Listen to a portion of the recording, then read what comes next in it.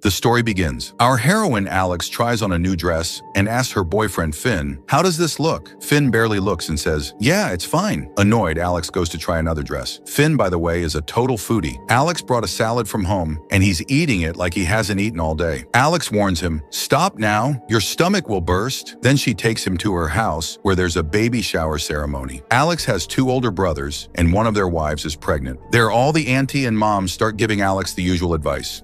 Get married, have kids, settle down. Alex gets irritated. Finn had already told her, "If people bother you, scratch your ear. I'll know it's the signal to escape." And that's exactly what happens. She scratches her ear, and Finn does the same. They laugh and head to her bedroom. Finn reaches first, but Alex gets stopped by relatives. Inside the bedroom, Finn gets fully prepared for her, even plays music and starts dancing. Meanwhile, her brother's kids run upstairs while playing and enter Alex's room by mistake. They see Finn dancing like that and get shocked. Finn quickly covers himself. But kids being kids, they run downstairs and shout to everyone, "Uncle is dancing naked upstairs." After everyone leaves, Alex and her mom lie together in Elizabeth's bedroom, hugging each other. Elizabeth says, "Sweetheart, I wanted to talk to you all day, but I never got the chance." She even jokes about Finn. "Your boyfriend seems very romantic." Then she asks, "You always wanted to be a teacher, right? But now you're working in marketing at my cosmetics company. Does that bother you?" Alex says, "Not at all, Mom. I'm proud to work in your company. I just want to stay close to you." She adds, "I've also decided to move in with Finn to share his room and save money." Elizabeth replies, "He's cute, but think carefully. He still plays video games all day. No job, no income. Anyway, I wanted to tell you something important." Before she can say it, Alex understands. "Has it come back again?" Elizabeth nods. "Yes," Alex says, "but when you had cancer the first time, treatment worked. We can try again." Elizabeth hugs her and says gently, "Not this time. The doctor said it won't help now. Treatment will hurt me more than the disease. I'm only worried about you, how you will manage after I'm gone." Yes, Elizabeth has cancer again. Alex cries, "Mom,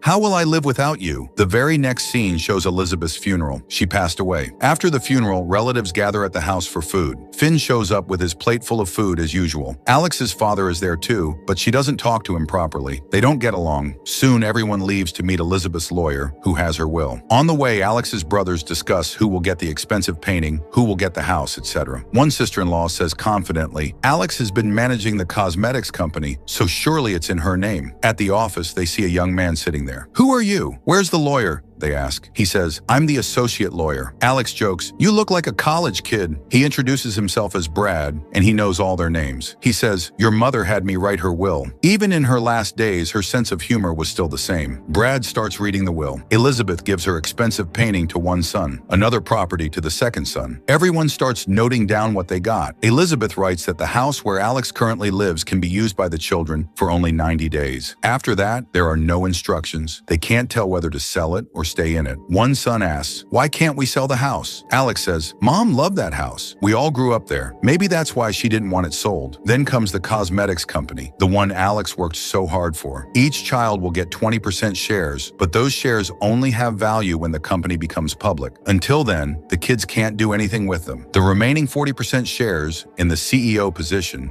go to one of the daughters-in-law. Alex is shocked. She worked day and night for 3 years, and now everything goes to her sister-in-law? Even the sister-in-law is surprised. Elizabeth even gave the head of marketing position, Alex's own job, to the same daughter-in-law. Alex finally breaks down and asks Brad, "Why did my mother do this? Did she tell you anything?" Brad says, "No, but she left a letter for you." The letter says, "After hearing the will, meet Brad alone. He'll explain some things." But Alex is angry. "I worked so hard for that company. Mom always called me her favorite, yet she didn't leave me anything. How is that fair?" Brad calmly says, "Don't rush to conclusions. Your mother was very smart. She always had a reason. You two were very close. She must have planned something good for you. Please trust her." Then he gives Alex a CD. "This is something your mom left only for you. Watch it. I hope you have a CD player." Alex says, "My boyfriend has one. He plays video games on it all the time. But what my mom did, even after dying, feels unfair." "Fine, I'll watch it. My lawyer will contact you. Be ready with answers." She leaves angrily. Brad whispers to himself, "I am your lawyer. Who else are you waiting for?" Alex comes home crying. She opens the envelope right away. Inside, she finds a folded piece of paper. When Alex was 13, her class had an assignment. Write a list of all the things you want to do in life, a life to-do list. Alex had written her list back then, and Elizabeth had kept it safe for years. Now Brad finally gives it back to her. The list said, I want to be a great teacher, make peace with dad, learn to play mom's favorite song on piano, help someone and make a positive change in their life, do stand-up comedy someday, get a tattoo. Her mom wrote in red ink, no need, don't do this, camp under the full moon, read the book Moby Dick, learn to drive, find true love, play one-on-one with a famous basketball player. This was the list Alex made when she was only 13. Then Alex takes out the CD her mother left for her. Elizabeth appears on the screen and says, sweetheart, I know you're angry. You're upset because I didn't leave you anything, and I even took away your job. But if you still believe your mother would never hurt you, then listen calmly. She shows the old to-do list. You made this when you were 13. Back then, you knew exactly what you wanted in life,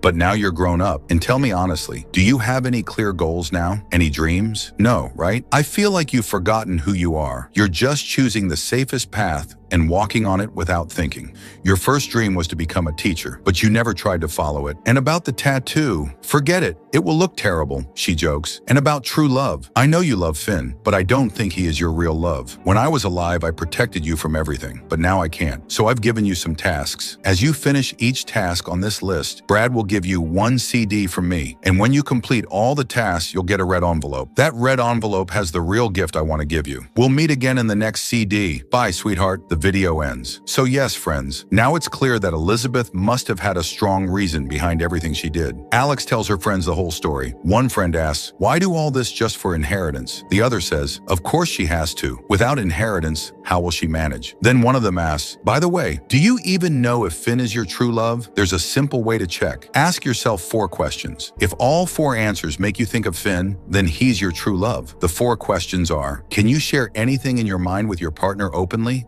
Does he treat you with love? Does he understand you well enough to bring out the best version of you? Can you imagine him as the father of your children? If Finn fits all 4, then he is your true love. After sharing this method, the friend leaves. And yes, friends, you can try this test too. Alex visits. As usual, he is playing video games and claims he's developing a game. Then he starts sniffing some drug-like powder through his nose and mouth. Alex gets angry. What are you doing, Finn? Finn says, a game should be easier when you're high and harder when you're sober. I'm testing that it's a silly excuse, and he goes right back to playing. He doesn't even pay attention to Alex. Honestly, who would imagine this guy as the father of their future kids? No one. Then Finn finds Alex's to-do list and starts making fun of it. This list? This to-do list? What rubbish. He shows zero respect for Alex's dreams. All he talks about is himself, his game, and his future plan of opening a gaming company where he says he'll make Alex the CEO. Alex snaps, oh, so basically you want a free worker, and you want me to be that worker, right? Then he sees the tattoo item on her list. Instead of asking what she wants, he shows his own joystick tattoo and says, you should get the same tattoo. By now, Finn has failed all 4 true love questions badly, so Alex decides, enough, this is over. She packs her things and leaves forever. She goes to her mother's house. She can stay there for 90 days as mentioned in the will. Alex starts the tasks. She meets Brad and says, I'm ready to do all the tasks. She also tells him about her breakup. She sees a photo on Brad's desk and asks, who is she? Brad says, my girlfriend. Alex jokes, she's beautiful, good choice, but your tie is horrible. You really don't know how to pick ties. Then Alex begins her first task. She starts reading Moby Dick. She falls asleep on the train and misses her stop. She tries playing her mom's favorite piano song, fails again. She thinks of getting a tattoo, then drops the idea. Finally, she tries stand-up comedy. She performs at a nearby pub. Brad comes to watch too.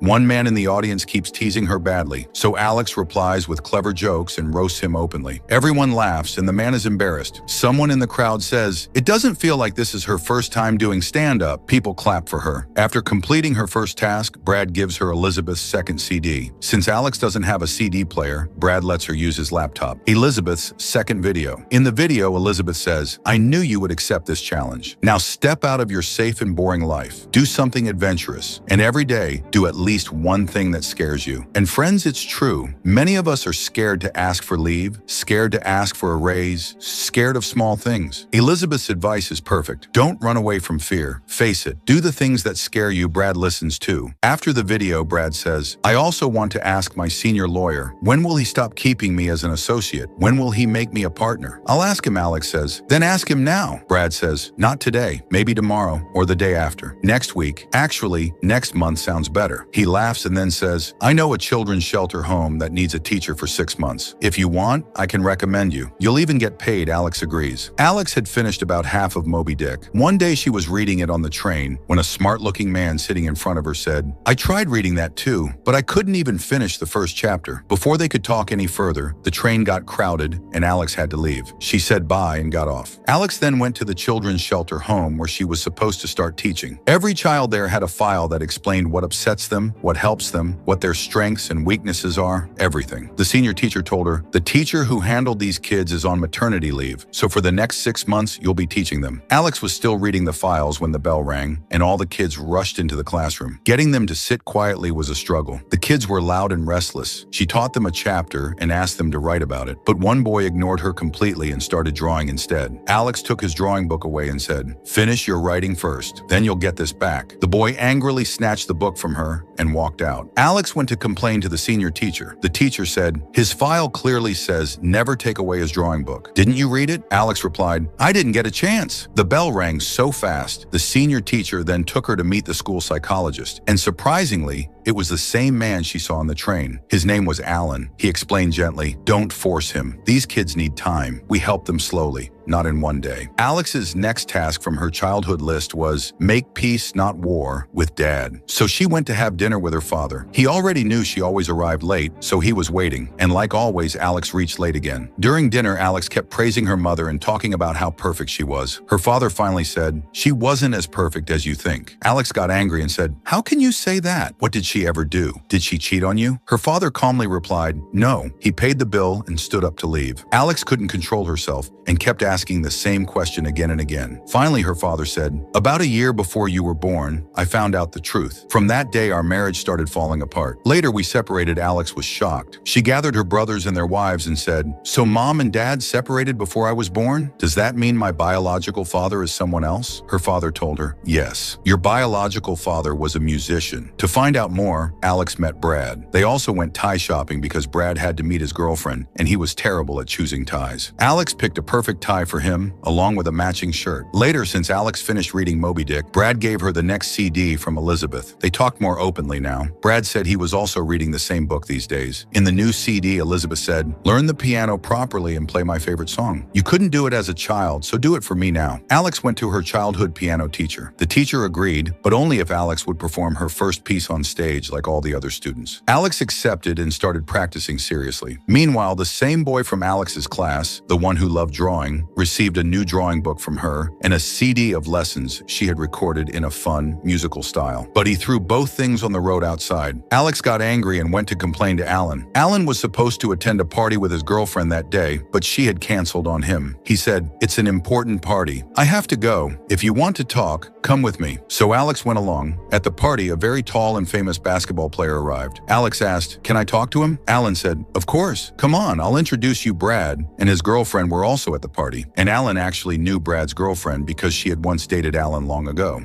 They broke up, but the past still felt awkward. While Brad and Alan talked about that, they noticed Alex laughing and chatting confidently with the basketball player. He even gave her his email. Alan smiled and said, wow, you actually pulled that off. And while talking afterward, Alex and Alan unexpectedly kissed. A few months passed. Alex and Alan were now officially dating and very close. She even introduced him to her family. There was still no information about her biological father. Meanwhile, Alex had become very good at piano, and she performed beautifully on stage for the first time. After that performance, she received the next CD from her mother. Elizabeth used to make Alex and her brothers wash cars when they were kids, and all the money they earned, she secretly donated it to orphanages. The kids had no idea.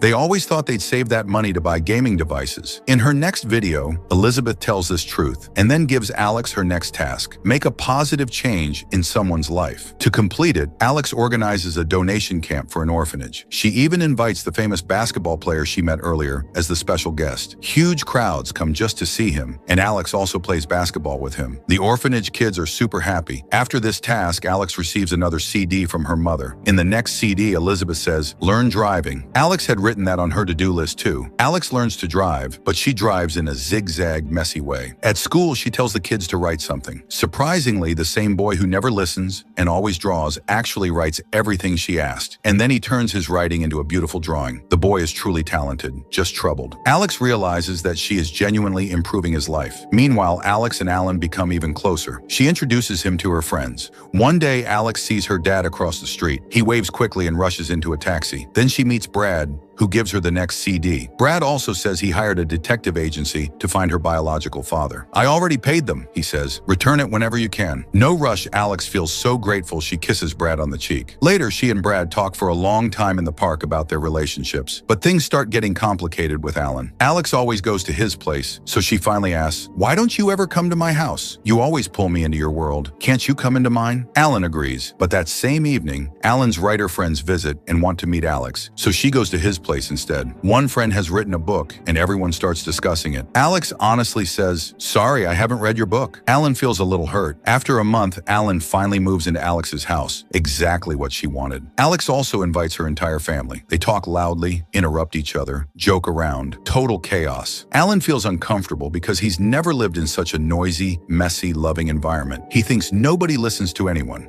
Then someone casually says, Alex still hasn't found her true love. If she had, she would have checked off that point on her list. Hearing this, Alan feels insulted. That night, he asks Alex angrily, "So, I'm not your true love?" This leads to a fight, and Alan storms out. Meanwhile, the detective agency finally finds Alex's biological father, living very far away. So Alex, Brad, and Brad's girlfriend drive together to meet him. When they reach the hotel, Alex and Brad handle the reception, but the way they talk and behave makes Brad's girlfriend uneasy. She starts thinking the two of them are getting too close. She becomes jealous and quietly leaves for the city, convinced that Brad and Alex are falling for each other. Alex and Brad each settle into their own rooms. The next morning, they go together to meet her real father. Alex asks, "Is your girlfriend not coming?" Brad says, "She had some urgent work." She went back. They reach a restaurant where her father, a musician, is performing live. Alex and Brad keep staring at him, and he notices. He comes over jokingly and asks, "Do you guys want a selfie or something?" But the moment Brad says Alex's name, the man instantly understands. This is his daughter. Alex sits with her biological father while Brad waits at another table. She quietly asks, "Did you never want to meet me all these years?" He sighs and says, "I actually came once. You even stepped outside. But just then, your dad, the man who raised you, came home. The moment you saw him, your whole face lit up. You ran into his arms. He lifted you, played with you, and took you inside. Watching you that happy, I understood. He was giving you more love than I ever could. To me, he is your real father." He's then called back on stage and leaves. A heavy burden falls off Alex's heart. She takes Brad's hand and walks out, emotional. They return to their rooms, but something feels different, like they're meant to be. There's a door between their rooms. They open it and end up getting intimate. The next morning, Alex feels guilty. Brad reassures her, "My girlfriend and I broke up yesterday. She didn't leave for work. I lied. She left because she thought I was more comfortable with you." This makes Alex feel even worse. They drive back silently. Brad finally says, "Don't blame yourself. I liked you from the first day." Alex replies, "You should have told me before, last night. If I knew I caused your breakup, I wouldn't have crossed that line." She leaves. When she reaches home, Alan is waiting and says he missed her. But Alex tells him, "You like me, but you don't accept my family or my world, and I can't leave the people I love just to fit into yours." They break up. In anger, Alex tears up her entire to-do list. "This stupid list has messed up my whole life." The next day, she sees a bus with a huge ad for Finn's game. Her ex actually finished it, and it's now being promoted. Shocked, she heads to school, where she briefly crosses paths with Alan. Both seem to have moved on. Back home, her brothers have set up a full moon camping spot for her, completing one of her childhood wishes. They spend the night under the moon, laughing and remembering old times. Later, they go to the rooftop and ask her to show Mom's CDs. Alex plays all the videos. In one, Elizabeth laughs about how the kids thought they'd buy video games with the money from washing cars, but she secretly donated every penny to orphanages. The siblings laugh at how innocent they were. Alex then shows them the tattoo she finally got, even though Mom had jokingly written, "Don't do this one," on the list. Alex goes to meet her real dad, not the biological one, but the man who raised her with love. For the first time ever, she arrives on time. The moment she sees him, she hugs him tightly. Now she truly understands. The man who loved her, cared for her, and stood by her was her real father all along. It's a deeply emotional moment, and with this, she completes another task, making peace with her dad. After that, Alex goes to Brad's office with a gift for him, but Brad isn't there, only his senior lawyer. She asks where Brad is, and the senior senior says, "He's busy. He's a partner now." Alex is shocked. "How did that happen so suddenly?" The senior laughs and explains, "He barged into my office, yelled about how much he's done for this firm,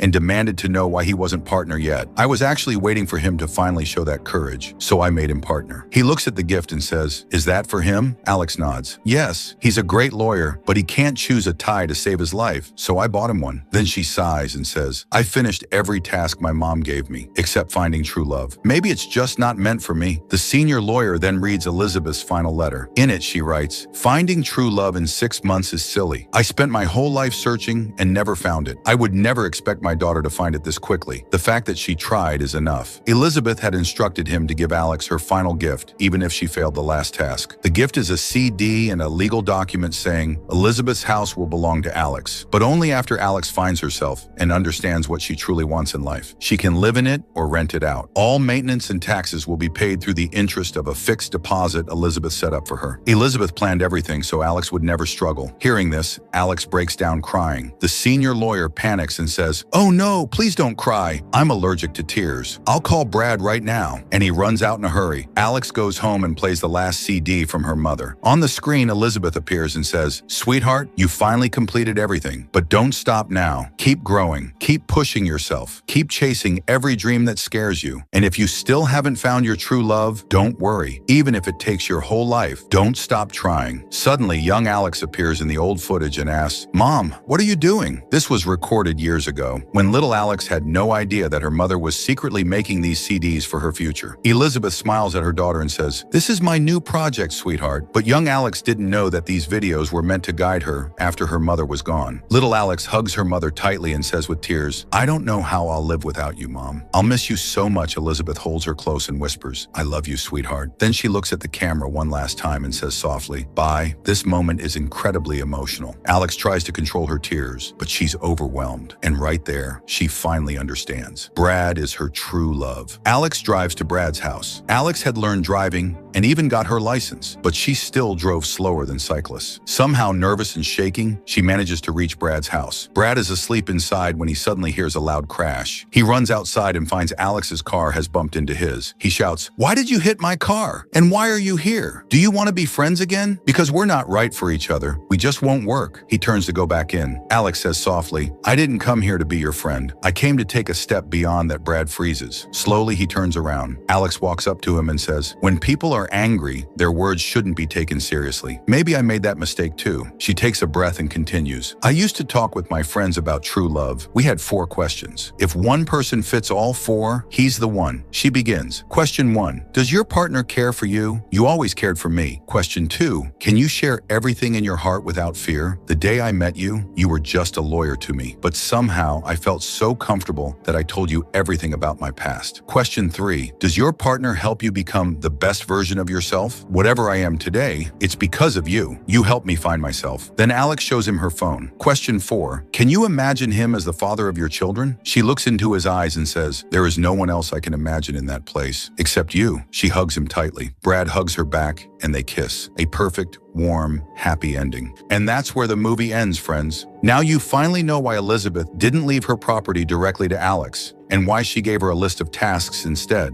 She wanted Alex to grow, to discover herself, to feel every emotion fully before receiving the gift she truly deserved. Friends, comments are open. Tell me how you liked the story. If you enjoyed the video, the explanation, and the journey, do like it, share it, and spread it everywhere. Thanks for watching.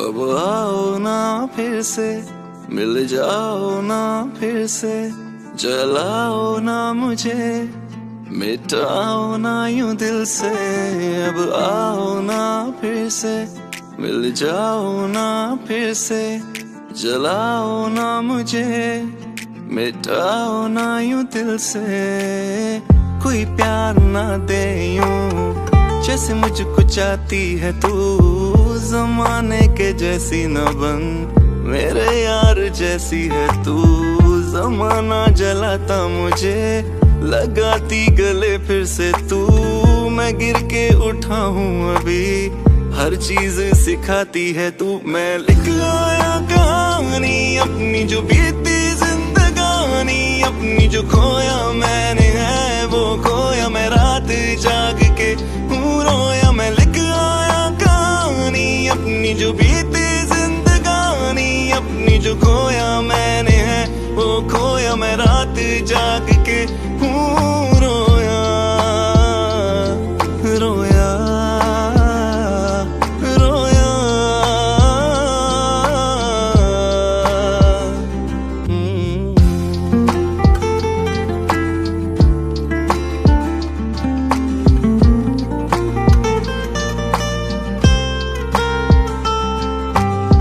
ख्वाहिश मेरी रह गई तुझसे मिलूं मैं कभी, तुझको मैं प्यार दूं और बेशुमार दूं।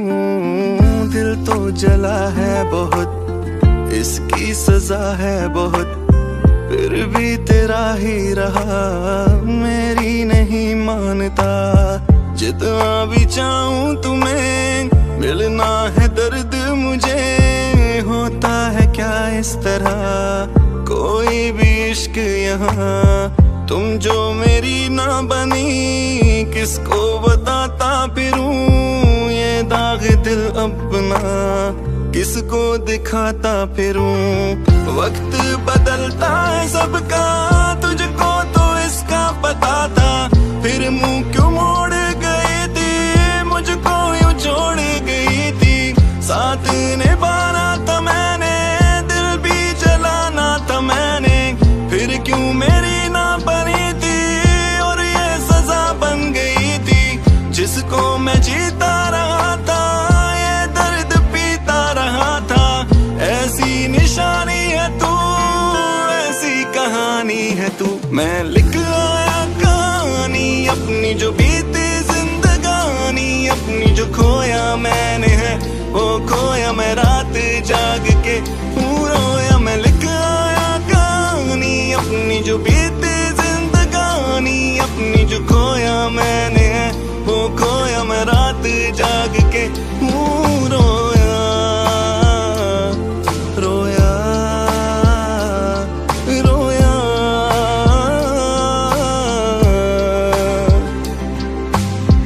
अब इसके पार है तेरा मेरा ठिकाना, अब इसके पार है तेरा मेरा ठिकाना।